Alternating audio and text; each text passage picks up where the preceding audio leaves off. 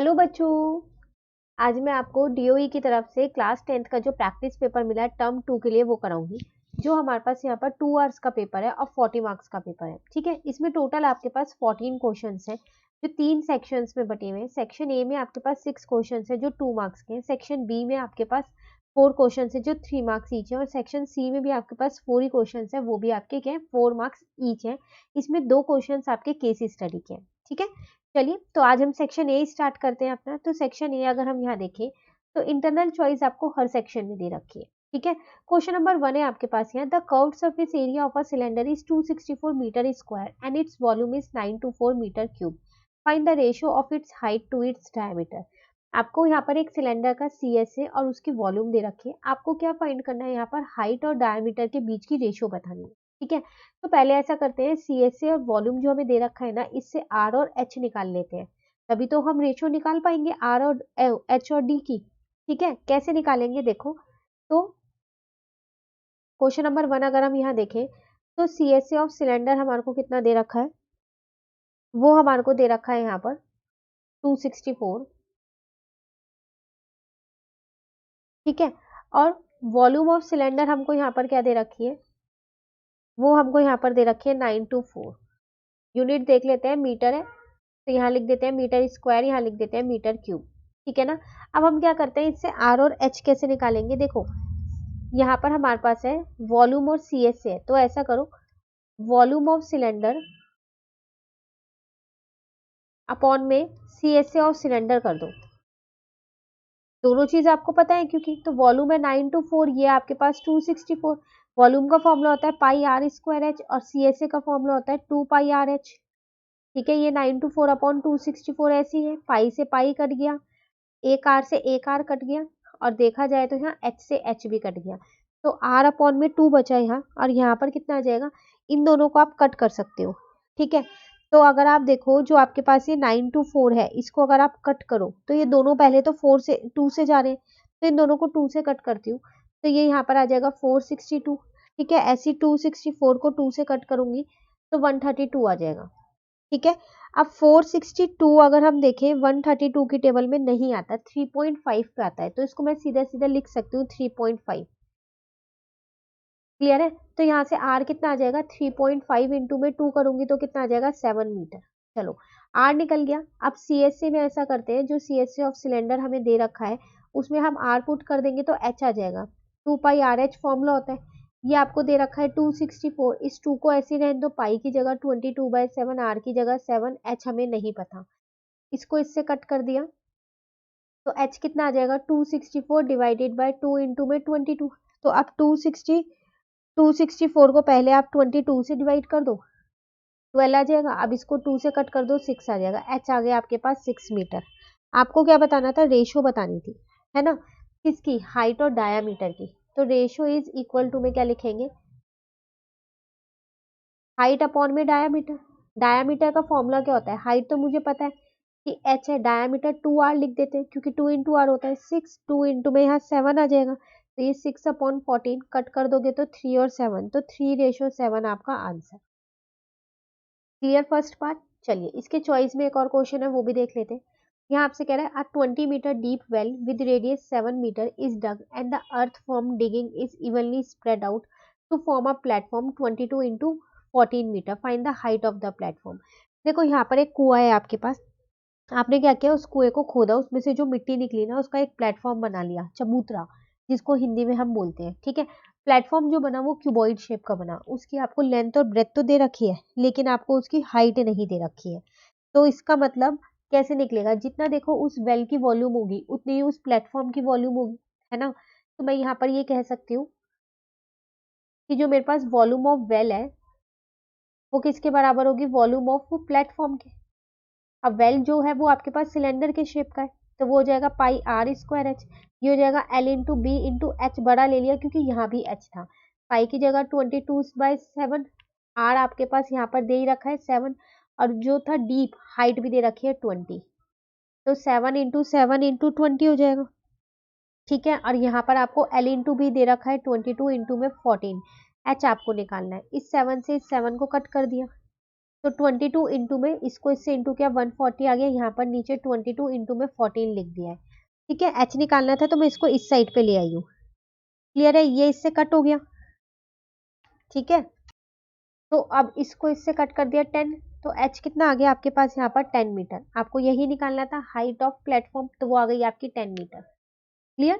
चलिए question number 2 करते हैं। यहाँ आपसे क्या कह रहा है, find the value of k for which the equation has no real root. देखो आपको यहाँ एक इक्वेशन दे रखी है, इसके एक भी रियल रूट नहीं है, तो जब इसके रियल रूट नहीं, एक भी नहीं होते, तो डी क्या होता है, 0 से छोटा होता है ना। तो पहले इक्वेशन यहाँ लिखते हैं,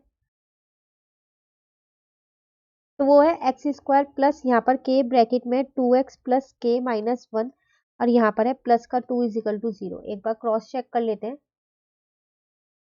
ठीक है, क्लियर है। अब अगर हम इसको सॉल्व करें, इसमें ए बी और सी हमारे को फाइंड करने पड़ेंगे ना। तो देखो एक्स स्क्वायर प्लस 2kx, के को अंदर इंटू कर दूं, प्लस के स्क्वायर माइनस का के आ जाएगा, प्लस का 2 आ जाएगा, इज इक्वल टू में 0 आ जाएगा। ठीक है, इसमें ए देखा जाए तो 1 है, बी देखा जाए तो 2k है, और सी देखा जाए तो हमारे पास के स्क्वायर माइनस का के प्लस का 2 है। अब यहाँ पर है it has no real roots, तो जब इसके रियल रूट्स नहीं है तो डी जो है वो 0 से छोटा होगा। डी का मतलब बी स्क्वायर माइनस का 4ac छोटा होगा इससे। ठीक है, बी की जगह मैंने लिखा यहाँ 2k, इसका स्क्वायर माइनस 4, ए की जगह 1, और सी की जगह क्या लिख दिया, के स्क्वायर माइनस के प्लस 2। क्लियर है यहाँ तक।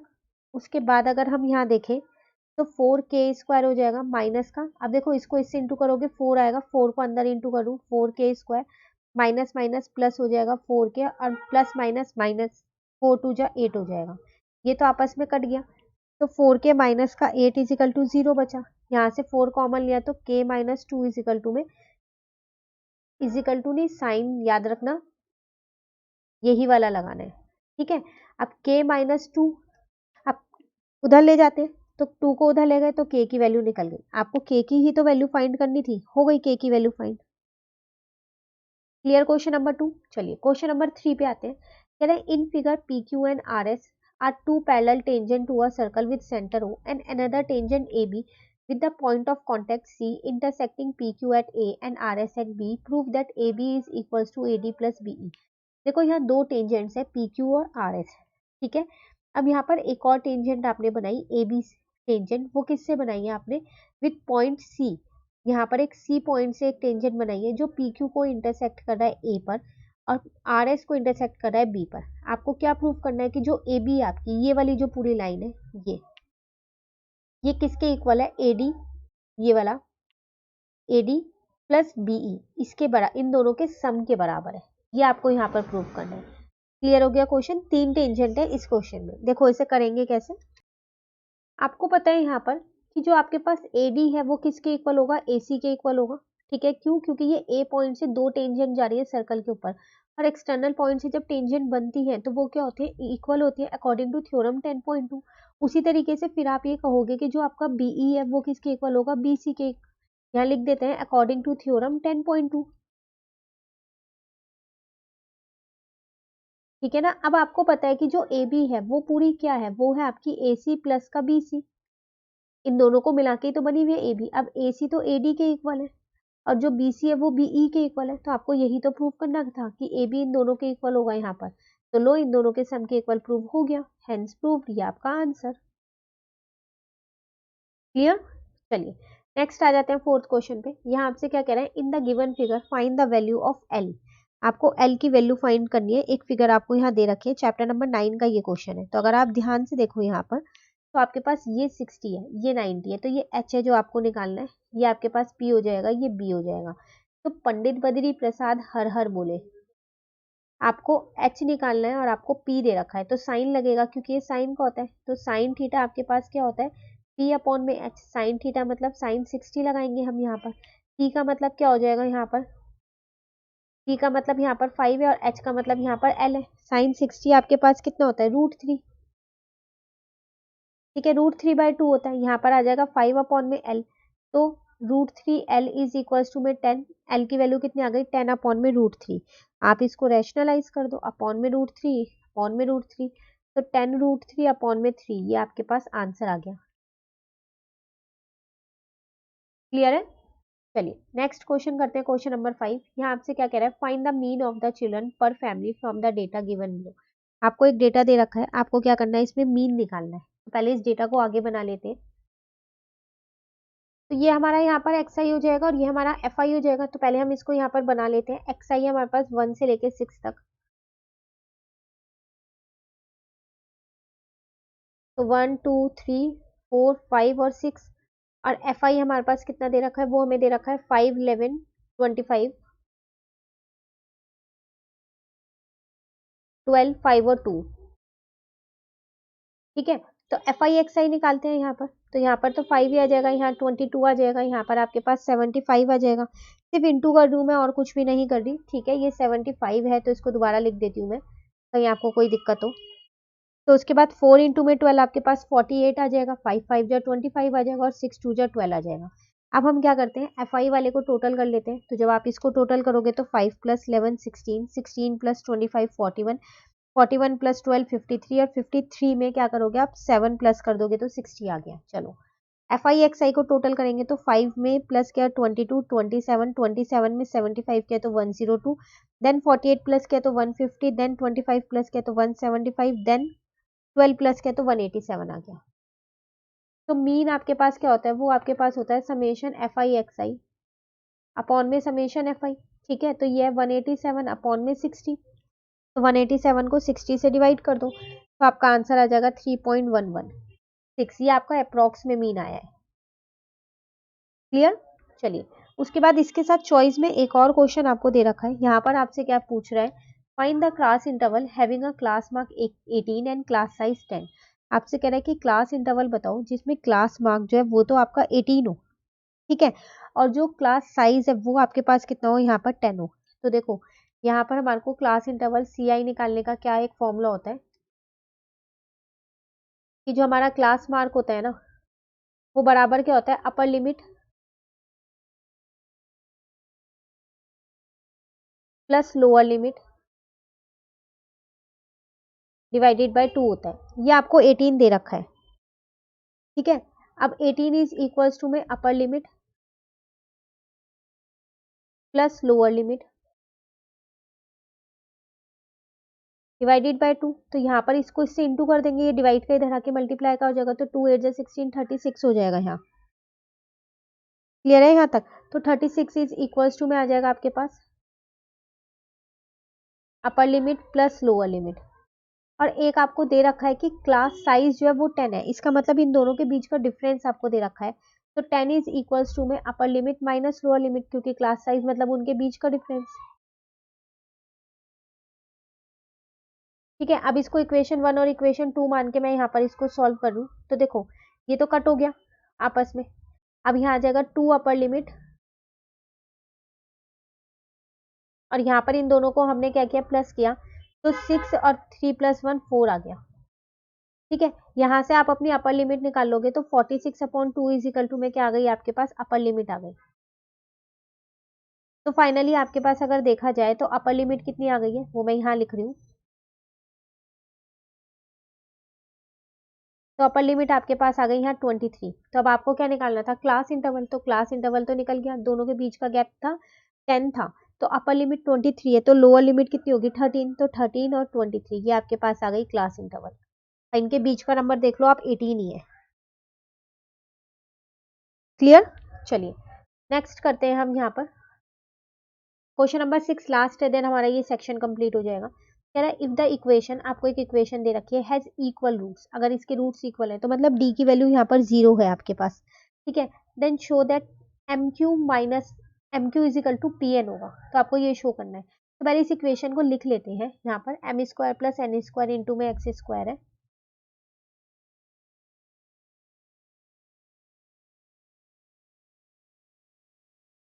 माइनस 2 ब्रैकेट में M P plus N Q है,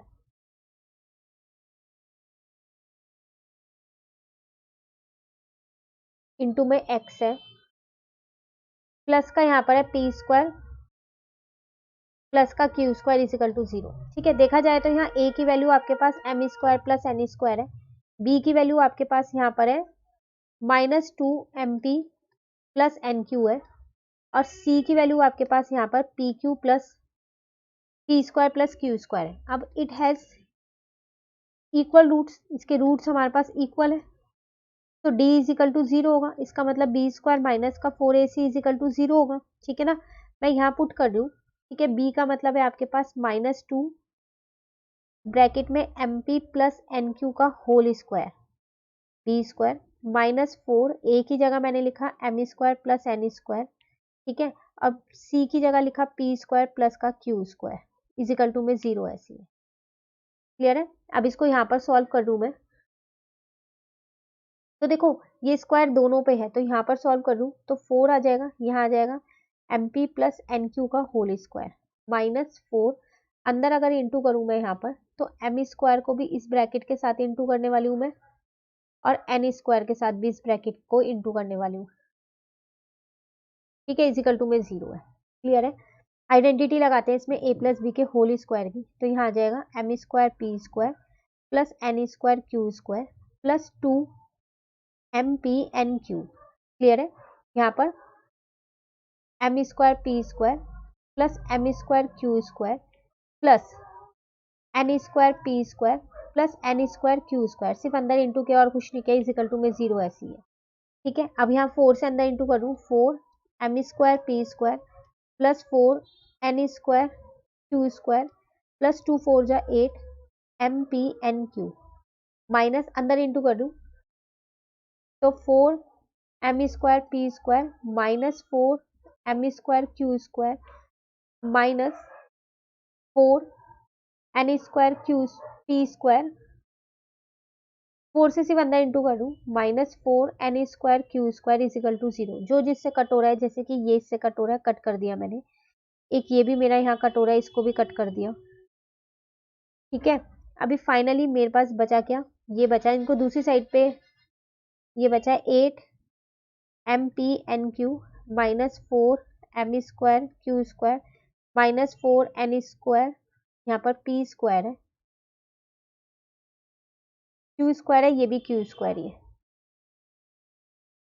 ठीक है, ये बचा। अब इन सबको दूसरी साइड ले जाके साइन चेंज कर दूं, तो ये मेरा यहाँ पर प्लस का हो गया, ये भी प्लस का हो गया, ये माइनस का हो जाएगा, दूसरी साइड ले गई मैं यहाँ। ठीक है, अब देखो इसको मैं लिख सकती हूँ 2mq का होल स्क्वायर, इसको मैं लिख सकती हूँ 4nq का होल स्क्वायर। ठीक है, एक सेकेंड, यहाँ p आएगा, देखो ये q वाला नहीं कट, p वाला नहीं कट होगा, q वाला यहाँ कट हो जाएगा, है ना, तो यहाँ पर आपके पास p बचेगा।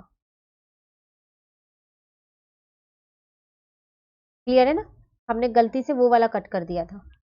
अब यहाँ पर ये आपके पास यहाँ पर लिख दिया 2 और ये आ गया 8 एम पी एन क्यू। ध्यान से देखो, एक आइडेंटिटी बन रही है, अगर मैं इसको थोड़ा सा और चेंज कर दूं, ये ए स्क्वायर हो गया, ये बी स्क्वायर हो गया मेरा।